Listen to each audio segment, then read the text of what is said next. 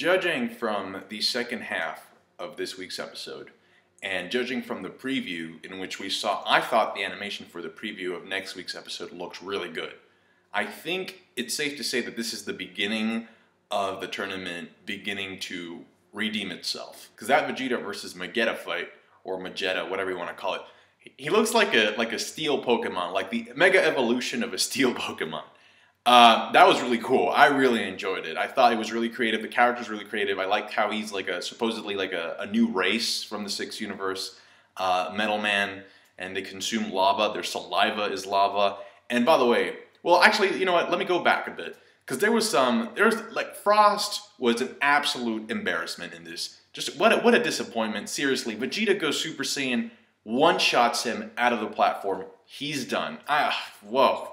I'm glad that's over and done with. What made it worse is that I felt like there was a lot of hype surrounding this Vegeta versus Frost fight, and he got dealt with so easily, one-shotted. So when that happened, when he fell out of the platform, I was, well, actually, you know, he breaks the dome. But yeah, it just kind of felt like, damn, that's it? That's all he's gonna get for being a douchebag and playing dirty. So I'm glad that Hit was there to fuck him up after he tried to do some stupid shit. Yeah, because he deserved it. So shout out to Hit for putting in work on Frost's bitch ass, punk ass. And I think there are two major plot developments in this episode. The first one involves Goku, and it revolves around something that I was constantly asking in my previous review.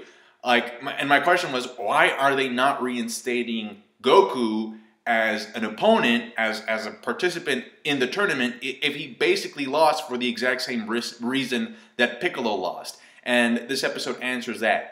They needed evidence. They needed to find the place where the needle made contact so they could pretty much say, hey, this is why Goku lost, and therefore it's unfair, so he can go back in. I'm not really sure why they waited to this episode to have that reveal. I think that reveal and that explanation should have been in the previous episode, instead of keeping us guessing what was going to happen with Goku and the tournament.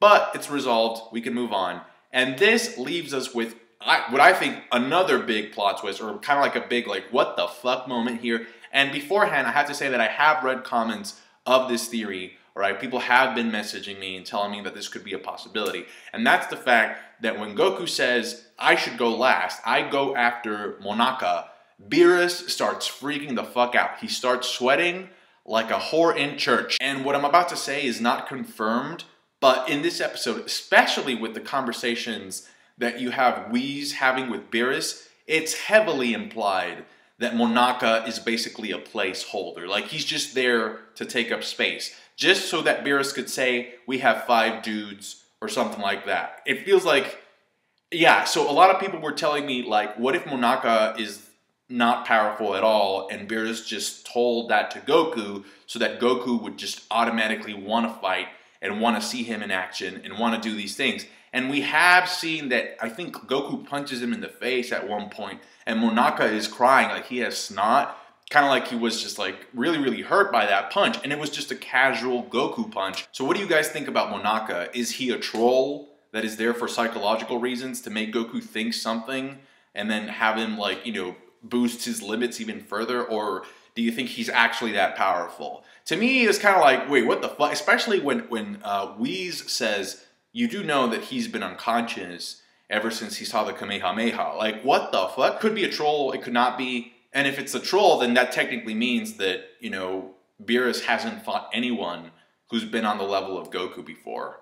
It was all fluff. So please share your thoughts about this down below. That being said, when I saw the cube form around the platform, I was like, okay, this is definitely, there's a hidden agenda behind the, you know, the establishing of the cube here. It's like, it's definitely gonna help out whoever Vegeta's going to fight next. And it did, because it narrows his airspace. He can't fly around throughout the dome anymore. And this helps him because, as we find out, Magetta can't really fly. And so in order for him to hit anything, in order to have the opponent be within his range with the lava spitting, he has to have that. So if anybody touches the cube, they get DQ'd. Magetta's durability feats are really impressive. As we saw, Vegeta kind of like kicked his head in, and nothing really happened. Like, on the surface, everything looks fine. There wasn't like any damage dealt to him physically. So he recoups like nothing. And then he's very fast, and he's also really strong, which is something that you wouldn't expect from a really big guy, right? Usually, speed doesn't go along with strength. It's either you really strong or you're really fast, and you deal the damage according to that. But Magetta has both. That's why Vegeta decides to like, okay, I gotta distance myself, see if I could like try a long-range attack. The problem with that though is that the cube serves a second purpose, which is to trap the heat from the lava. So there could be a problem there with heat exhaustion or something like that.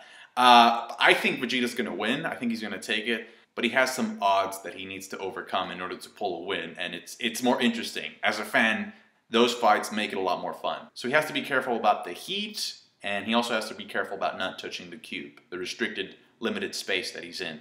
I wonder if he could just send like an energy blast into Magetta's mouth and have him blow up from the inside. Oh, because you know what? I just noticed, like, his head is like a teapot, and teapots need to vent. If they don't vent, they overheat. So maybe that could be the weakness. Anyway, I thought it was a pretty enjoyable episode.